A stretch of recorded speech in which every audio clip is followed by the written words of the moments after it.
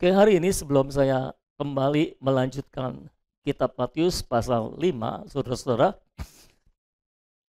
saya mau menjawab dulu pertanyaan yang masih menggantung tentang Musa yang menghakimi umat Allah ya saudara-saudara, supaya semua jelas perkaranya.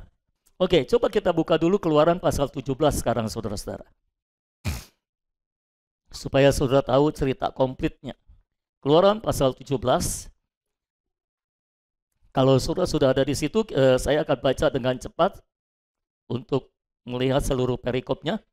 Keluaran pasal 17, apakah semua sudah ada di situ? Oke, saya baca mulai ayat 1, saya baca dengan cepat, saudara perhatikan baik-baik ya. Kemudian berangkatlah segenap jemaah Israel dari padang gurun Sin, berjalan dari tempat persinggahan ke tempat persinggahan sesuai dengan titah Tuhan. Lalu berkemalah mereka di Rafidim, tetapi di sana tidak ada air untuk minum bangsa itu. Jadi mulailah mereka itu bertengkar dengan Musa. Kata mereka, berikanlah air kepada kami supaya kami dapat minum. Tetapi Musa berkata kepada mereka, mengapakah kamu bertengkar dengan aku? Mengapakah kamu mencobai Tuhan? Hauslah bangsa itu akan air di sana. Bersungut-sungutlah bangsa itu kepada Musa dan berkata, mengapa pula engkau memimpin kami keluar dari Mesir untuk membunuh kami, anak-anak kami, dan ternak kami dengan kehausan? Lalu berseru-serulah Musa kepada Tuhan, katanya, apakah yang akan kulakukan kepada bangsa ini? Sebentar lagi mereka akan melempari aku dengan batu. Ayat 5, berfirmanlah Tuhan kepada Musa, perhatikan, berjalanlah di depan bangsa itu, dan bawalah beserta engkau beberapa orang dari antara para tua-tua Israel. Bawalah juga di tanganmu tongkatmu yang kau pakai memukul sungai Nil, dan pergilah. Maka aku akan berdiri di sana di depanmu, di atas gunung batu di Horeb.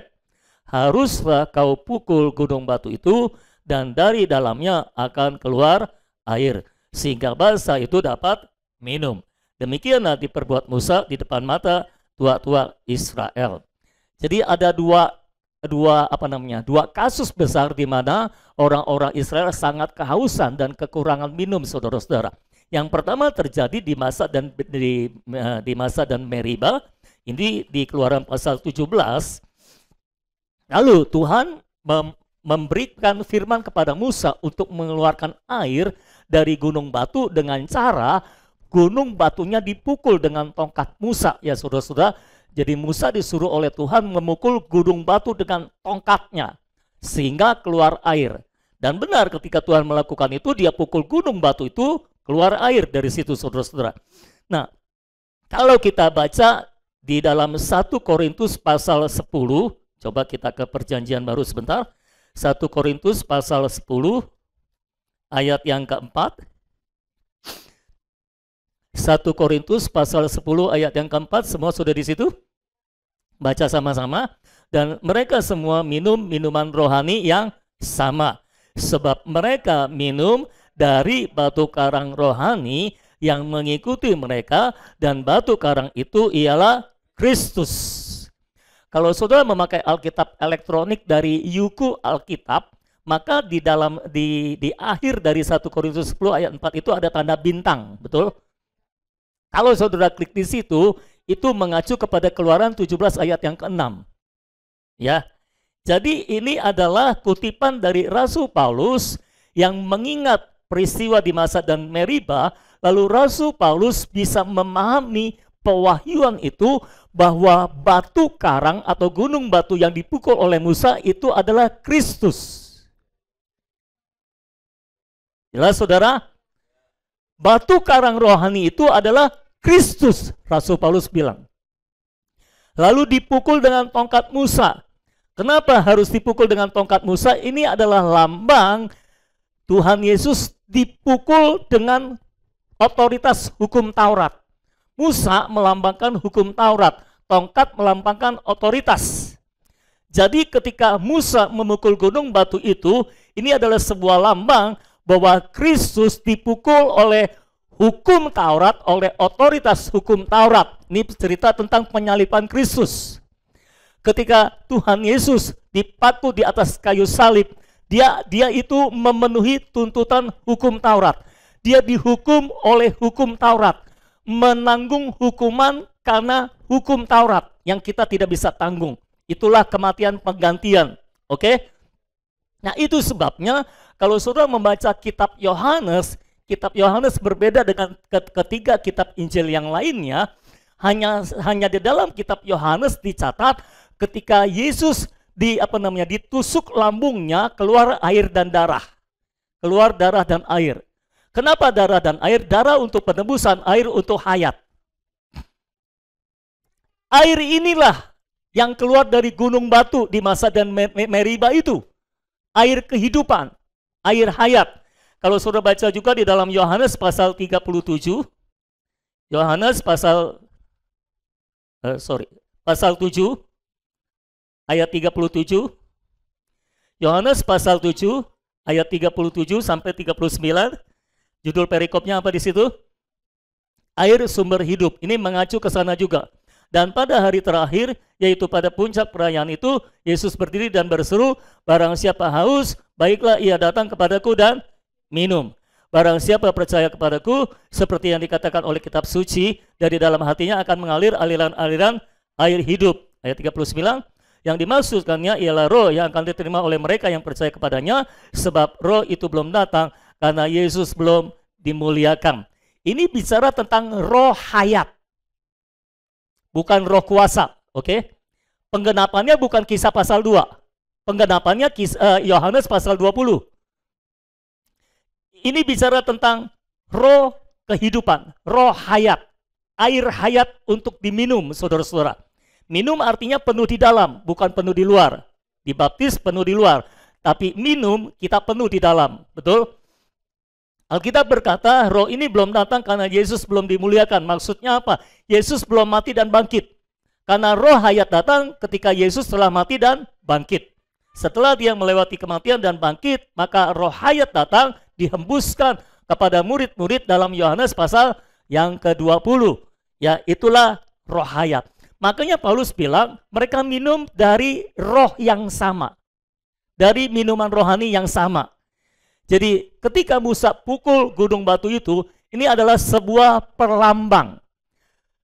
Kisah umat Allah perjanjian lama adalah perlambang dari umat Allah perjanjian baru.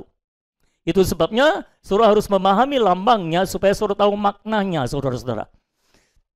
Jadi Yesus dipukul dengan otoritas hukum Taurat, dan dari Yesus dipukul, disalib itu, keluarlah air kehidupan, yaitu roh pemberi hayat itu, roh kehidupan itu, roh hayat itu untuk diminum oleh umat Allah, sehingga umat Allah dileraikan rasa dahaganya pada waktu itu.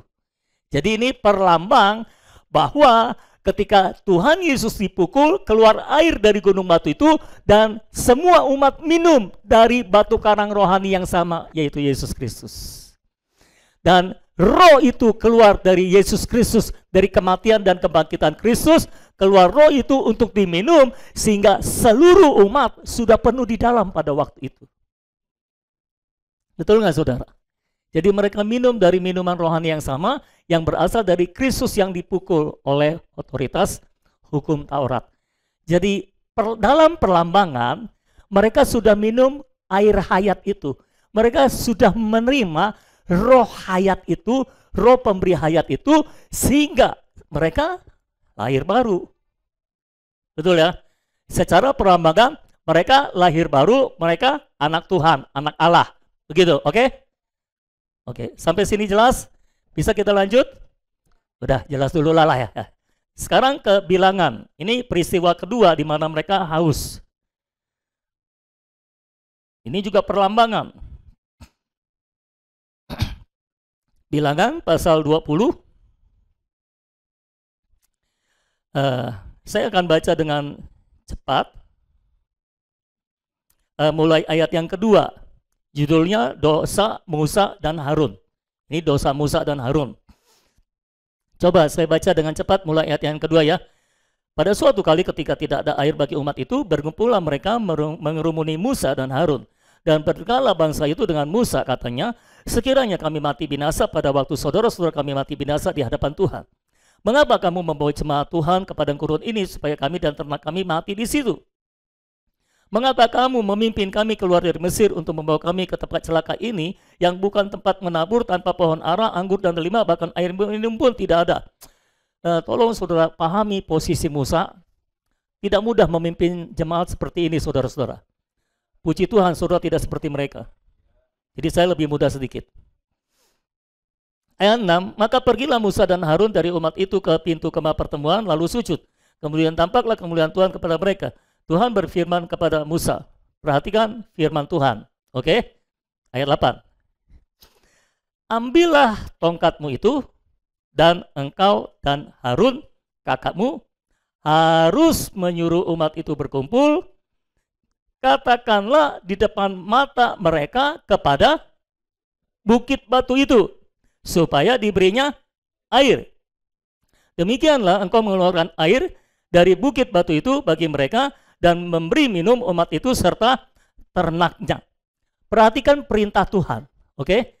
Perintah Tuhan adalah umat disuruh kumpulin, lalu di hadapan umat Musa disuruh berkata kepada gunung batu. Betul? Betul? Itu yang saudara baca tadi. Jadi Musa disuruh kumpulin umat, lalu di hadapan umat Musa harus berkata kepada gunung batu supaya gunung batu itu memberi air. Oke?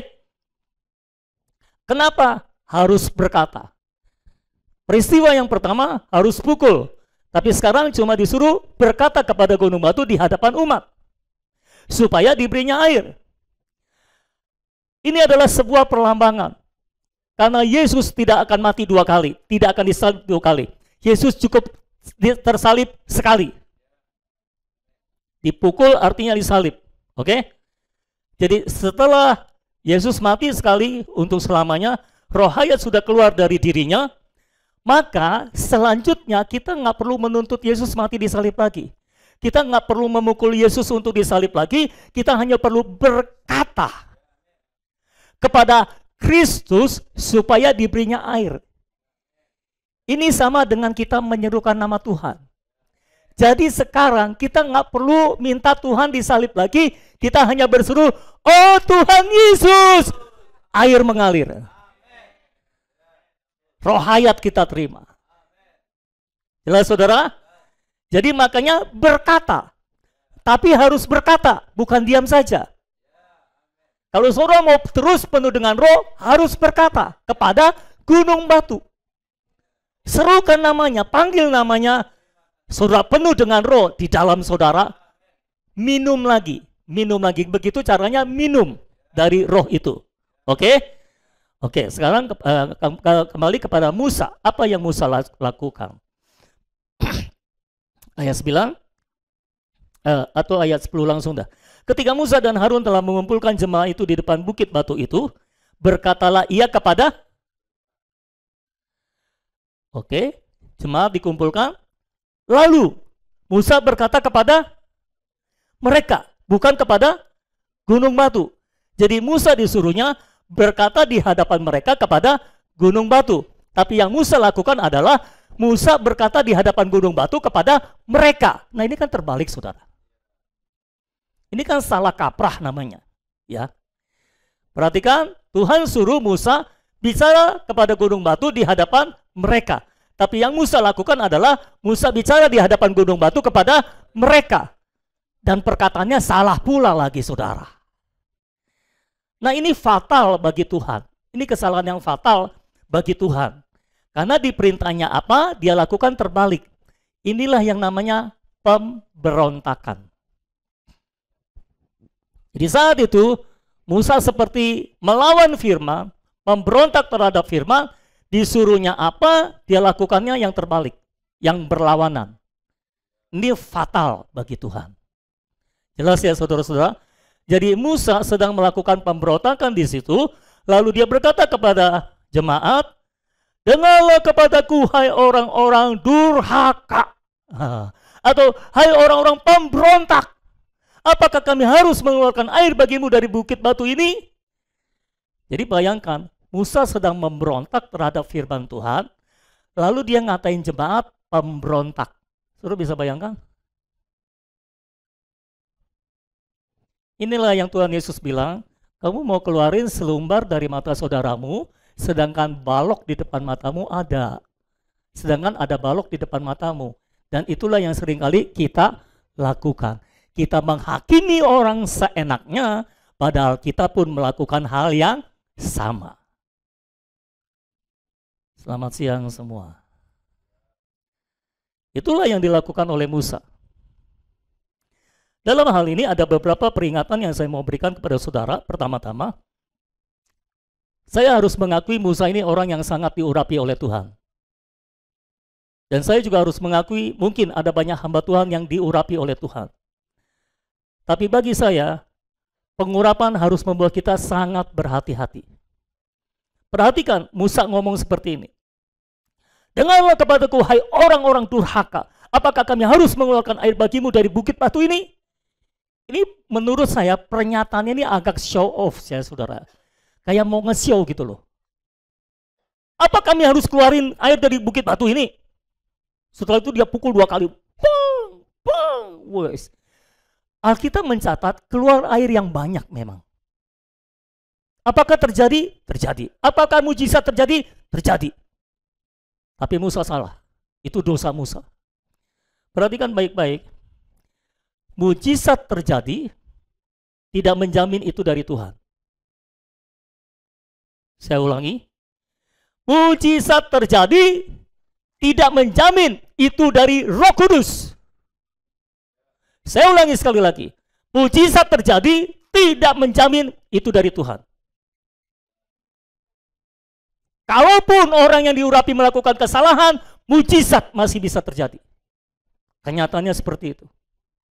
Itu sebabnya, kalau saudara merasa saudara adalah orang yang dalam tanda kutip diurapi, berhati-hatilah.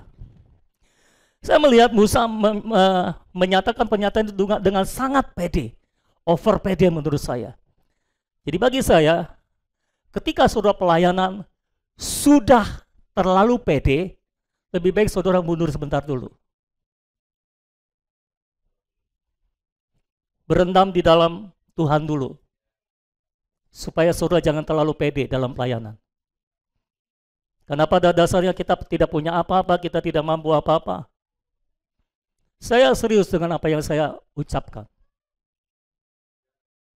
Berkali-kali saya mendapati saat saya terlalu pede, saya menghambat Roh Kudus untuk bekerja. Jadi yang menghambat pekerjaan Roh Kudus seringkali bukan setan, tapi kita. Kita terlalu maju, kita terlalu banyak bergerak, kita terlalu banyak melakukan sampai Roh Kudus tidak punya tempat untuk melakukan apa-apa. Ya saudara-saudara. Jadi buat saya ini show off. Musa agak nge-show buat saya ya. Akhirnya dia pukul 2 kali dan dia nggak boleh pukul gunung batu itu karena secara perlambangan dia salah. Yesus hanya disalib 1 kali. Tapi dia pukul gunung batu itu lagi, padahal waktu itu sudah dipukul di masa dan di Meriba. Jadi secara perlambangan, Musa salah merepresentasikan ekonomi Allah. Dalam ekonomi Allah, Yesus hanya mati sekali, bangkit sekali, menyalurkan hayat kepada umat Tuhan. Tidak mati 2 kali. Jadi Musa salah dalam merepresentasikan ekonomi Allah. Perhatikan baik-baik ekonomi Allah. Hati-hati dengan ekonomi Allah. Jangan anggap remeh ekonomi Allah. Jangan menyelewengkan umat dari ekonomi Allah. Jangan pernah. Itu bahaya bagi saudara. Musa salah dalam merepresentasikan ekonomi Allah, dia dihukum oleh Tuhan, tidak boleh masuk tanah perjanjian, padahal dia yang susah-susah pimpin umat keluar dari Mesir masuk ke tanah perjanjian. Tapi karena dia salah merepresentasikan ekonomi Allah, dia dihukum oleh Tuhan. Jadi please tolong, siapapun saudara, jangan pernah membawa umat menyeleweng dari ekonomi Allah yang Tuhan sudah kabarkan, beritakan di tempat ini. Siapapun saudara, saudara akan berurusan dengan Tuhan. Oke, ya, saudara pasti akan berhadapan dengan saya, tapi saudara juga akan berhadapan dengan Tuhan. Saya tidak akan rela jemaat dibawa menyeleweng dari ekonomi Allah lagi. Saya pertaruhkan seluruh hidup saya untuk saudara benar-benar ada di dalam jalur ekonomi Allah, Di mana Kristus tergarap sepenuhnya dalam hidup saudara dan terekspresi lewat hidup saudara. Itu tujuan dari ekonomi Allah. Amin, saudara-saudara. Semua pelayanan yang tidak ada hubungan dengan ekonomi Allah dipotong. Nggak boleh ada di tempat ini. Oke? Dan bagi saudara-saudara yang, maafkan saya, yang saudara masih suka dengar pengajaran-pengajaran yang lainnya, buat saya oke-oke aja. Saudara mau bandingkan apa yang saya ajarkan dengan pengajaran yang lainnya, saya oke-oke aja. Tapi tolong hati-hati, karena ada banyak pengajaran di luar sana tidak berasal dari pohon kehidupan, tapi dari pohon pengetahuan. Alkitab dengan jelas mencatat, ketika engkau memakannya, engkau pasti mati. Itu saja buat saya. Saudara terlalu menganggap enteng apa yang saudara makan, dan tanpa sadar engkau keracunan, engkau mati tanpa engkau ketahui. Itu sebabnya berhati-hatilah.